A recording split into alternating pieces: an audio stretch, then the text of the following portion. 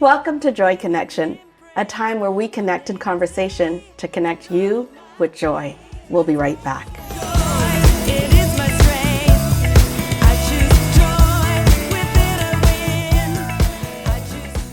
I am so excited today to be having a wonderful conversation with my friend, Andrea Walters.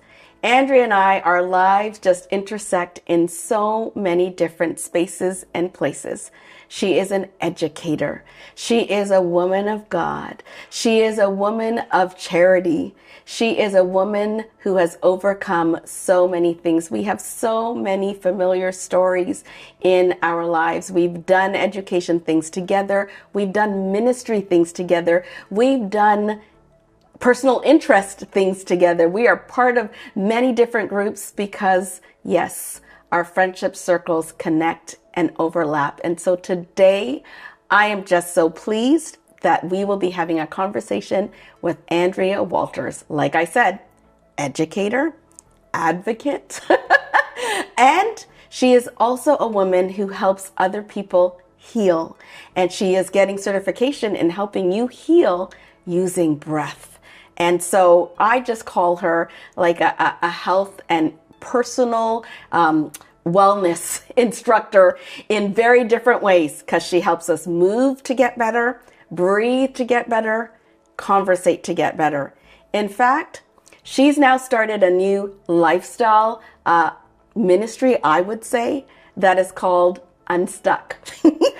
And I'll let her tell you all about it. Welcome today to Joy Connection. Thank you so much. It's an honor to be here. Wow, you mentioned Unstuck. Yes. Well, let me tell you where that came from. That is what I want you to do, because I know that it was through hardship, through real challenging, through a life of that God has now made a testimony, but it wasn't easy. And so please tell us about it. A few years ago, I was at a cross-country meet to watch my son and some students run cross-country, and I was running to the finish line to watch the end, and I stumbled. Wow. And it was a big stumble, but I didn't hit my head, and I didn't think anything of it. But what came afterwards was whiplash, a concussion, but the side effects turned into things I would never imagine. Yes. So, for example, it affected my gait. I started to wobble when I walked. Yes. But I also became stuck, like paralyzed. Yes. The very first time it happened, I was stuck on a sidewalk for 30 minutes. I couldn't lift my foot. I couldn't slide my foot. I just couldn't move. So I was literally stuck. Yeah. And I spent time at Sunnybrook Hospital. There were so many tests that they ran, and they couldn't find what the problem was. Yes. But as it turned out, a lot of it was psychological. Yeah. Where I was stuck in my mind and had been stuck in my mind on various things. Yes. And I think as people, we can relate to, maybe there's trauma in our life and we get stuck in it. Or maybe there is sin and we get stuck in those thoughts. Yeah. Or maybe it's a relationship or it's work. Yeah. But we're all stuck at some point. So it's important to become unstuck. Well, there's, even in just what you're sharing, like you went to do something that was ordinary and celebratory and you stumbled. And then out of that stumbling became more of a season of, wow, how is this happening? And how is this happening? And how is this happening? And I'm amazed at how it is that God uses our stumbling to reveal so much to us about what it is that we need to walk out of, but can't without His help. Absolutely. And so I know that, this sort of brain issue that was physical and emotional, that's the other thing. Like so many things are so interconnected. And if you don't deal with one, you can't deal with the other. And I'm just thinking, because I know your story, just all of the things that had you stuck.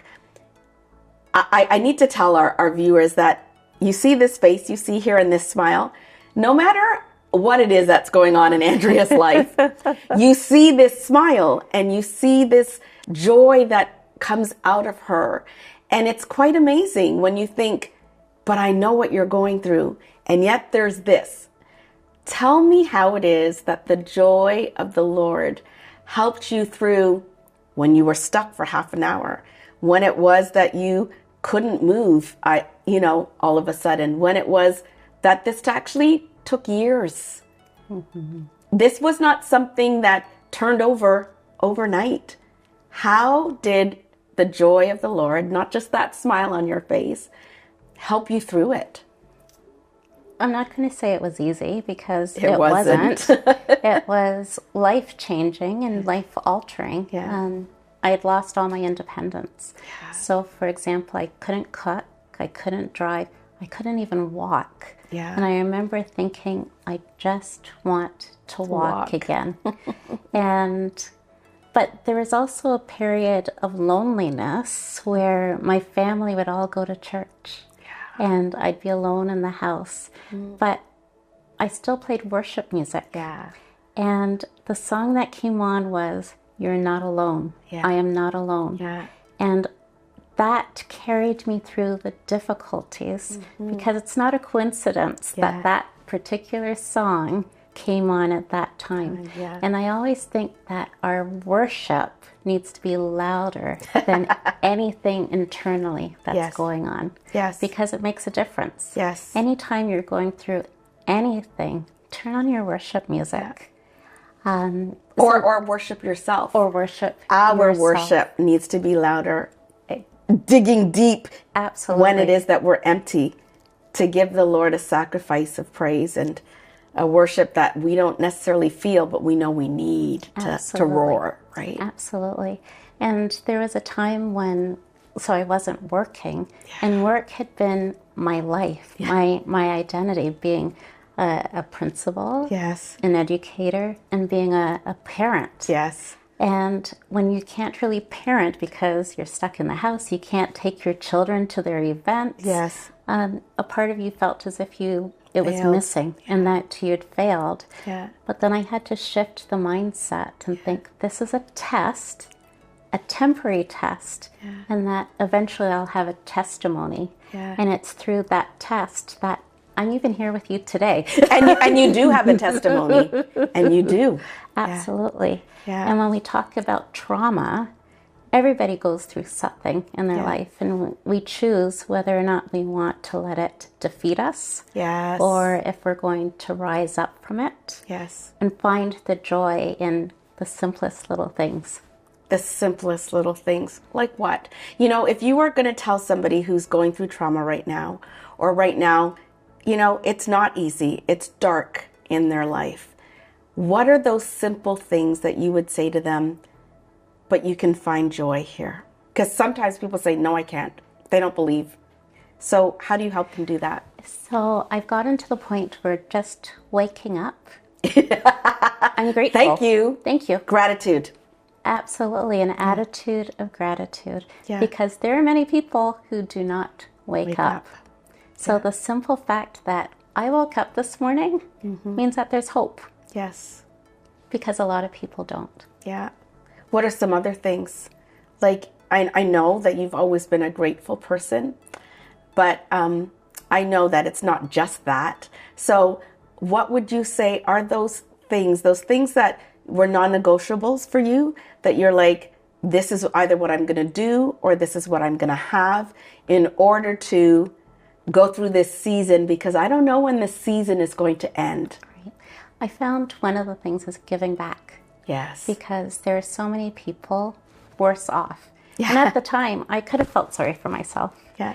I helped out at a food bank. Yes. And I would think, at least I have food on my table. Right. Yes. Yes. There's lots of people that don't. Yes. So being able to volunteer, even if it was just 20 minutes, because that's all my brain could handle. Yes. It gave me joy. Yes. To give back. Yes. And then it's expanded. And I want you to tell people about that, because really, this little bit of giving back, while she could only give like 20 minutes, has now become a yearly at Thanksgiving, at Christmas. Oh, please tell everybody what it is that you do, because I truly think it's phenomenal and thank amazing. You. It started off in 2020 during COVID. It was Thanksgiving, and our family was supposed to come over. We had a turkey ready to go, and then everyone decided, let's not risk it. Can you imagine? Everybody canceled. Yes, but it was understandable because Yes, we're in yes. the middle of COVID. Yes. And I thought, what am I going to do? I don't want to just sit down with the four of us and have a all turkey this food. dinner. Yeah, yeah. So I contacted the director of the food bank and asked for names of seniors that are on their own. And we had 5 people, and we delivered food to 5 different seniors. And that really made a difference to those people. I still remember one lady saying that she hadn't had a turkey dinner in probably 2 decades, Wow. and how much it touched her heart. Yeah. So then we continued, and at Christmas it was then a dozen people. Yes. 4 years later, Yeah. at this past Christmas, we fed 61 people. What I get out of that is that when the Lord gives you lemons, and you have to make lemonade, when it is that sense of, I'm going to do what it is that I can do with what I have, really, because somebody else might have been so upset about the dinner not happening and then froze everything just for themselves. But what you did was you called. And I even find that fascinating, because there are a lot of people who think, I can't call a food bank. They're not going to give me strangers' numbers. They're not going to take my food that I've cooked and let me do that. But it's that sense of, I'm just going to do something and then see where it goes. Because literally, I'm listening to you share that story and I'm thinking, all she did was call the food bank director. Can that happen? Can I do that and they'll let me take food to people? But now look what that's become. A ministry, Christmas, 60 Yes, families. Absolutely. And the beautiful thing is that so many people are involved in it now. Yeah. And I remember posting it on Facebook, and someone said, oh, how can I be a part of it? Yeah. And at first I thought, I don't want to post it. I don't want to seem as if I'm Self-righteous, patting yourself on the back. because that wasn't the point. But I'm glad I did. Yes. Because now not only are we feeding people, we're feeding souls. And not only are you doing that, you're allowing people who have always wanted to do something, looking for somewhere that they can serve, looking for somewhere that they can give, to do that and to be involved. And so the giver and the person who's gifted are both being blessed. Absolutely. And I just love that. Thank you. I love what it is that you have done. I love what it is that you are doing. And it just reminds me that when we withhold, we're not only affecting ourselves, but we're affecting so many people. And so when God puts something in us, it's so that it can be given out. Absolutely. And it's so that it can be shared. So, well, you're sharing a lot of things. So tell us a little bit more about what it's like to be walking in purpose and in destiny, because you've been finding what those new things are. And God is using you to heal in many different ways. Tell us about the different things that you now have a passion for that God's using you in. Great. Well, just as a principal in an public elementary school, there's a lot of stress. People but you have never no look idea. like you're walking in stress. But I am. Yes. And I find that because it can be so stressful, I have to intentionally create joy. Yes. So sometimes it's a matter of writing thank you notes to students or to staff. Yes. So I'll have a student show me their work or read to me. Yeah. And I'll say, thank you for reading to me. I'm so impressed, with little happy faces and hearts. But that made their day. And yours. And mine. And it's something so small. And there's times when it's difficult to even work with the staff in the building. Yes. It's like working with our own family. Yes. But it's not difficult to work with everybody. Yeah. So finding gratitude to those people and not letting anyone steal your joy. I love the fact that you said you have to intentionally choose joy and intentionally choose how you're going to fuel it, how you're going to feed it, how you're going to find it. And it just reminds us to say, what little thing can I do today to not only experience joy, but to share joy? Absolutely. Wherever you are, you're doing that as a principal, but you're doing it in other places too. Absolutely. Yeah. It has to be intentional because there's so much negativity going on in the world. Yeah. So you have to make it intentional or it can drain you. Yeah. Well, that's how we even started, or how I even started Joy Connection. It was during COVID, and it was like, there's so many things, stories of negativity. We've got to be able to share stories, even just the simple, everyday, basic stories. Absolutely. Because we need joy. We all need it.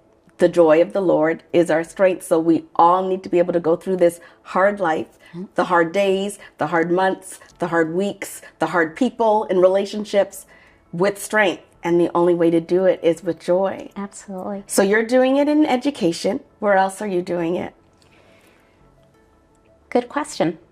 Because I often don't think of it Yeah. in terms of doing it, but in the breath work that Yes. I do, Yeah. in the Bible it says, be still.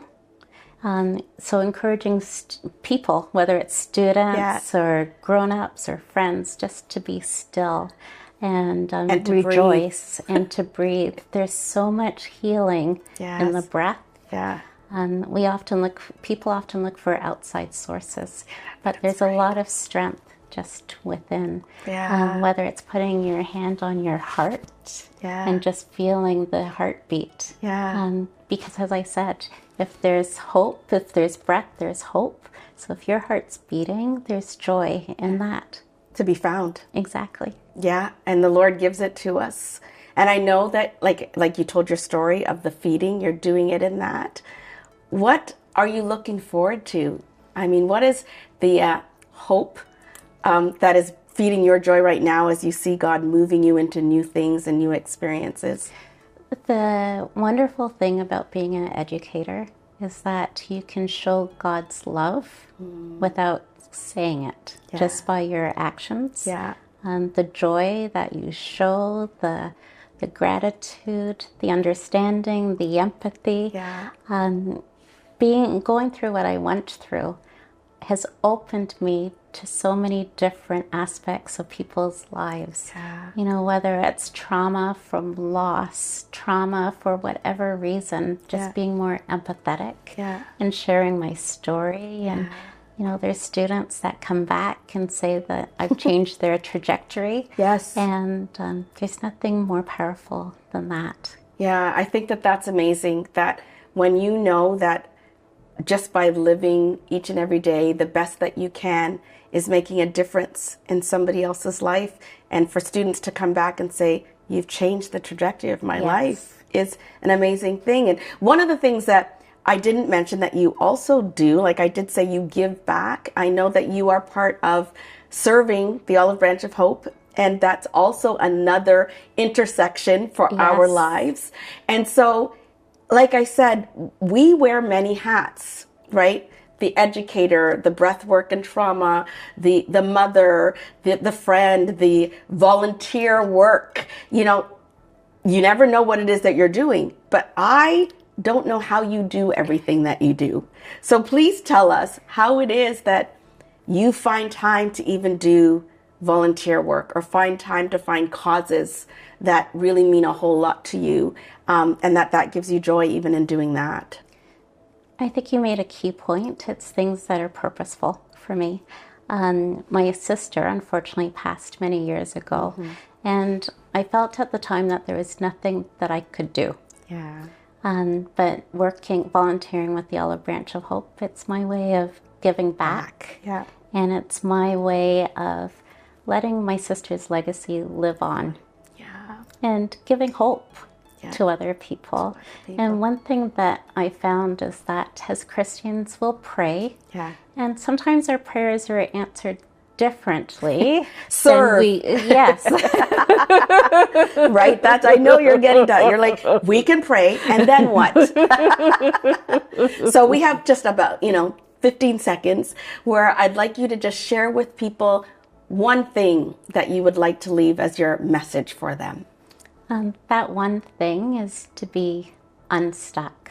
Yeah. Whatever it is, again, whether it's personal, professional, to not get stuck. Find a way, whether it's through breathing, whether it's through counseling, the Bible, worship, whatever it takes, whether it's even sharing and serving. Find your joy, because it's in there for each and every one of us to be unstuck. Well, Andrea, I just want to say thank you for sharing little tidbits of all of your life with us, and truly being grateful, being intentional, sharing in different places and spaces. I truly do believe will help people get unstuck and breathing. Yes. And breathing. Where can people find you? At AndreaWalters.com. Anywhere else? Are you on Instagram? I am. I'm on Andrea Walters Unstuck. She really wants you to be unstuck, and she can help you. So just connect with her. I really would like you to connect with her. Thank you for joining us today at Joy Connection. It's been a blessing having this conversation with you. Thank you. It's a blessing to be here.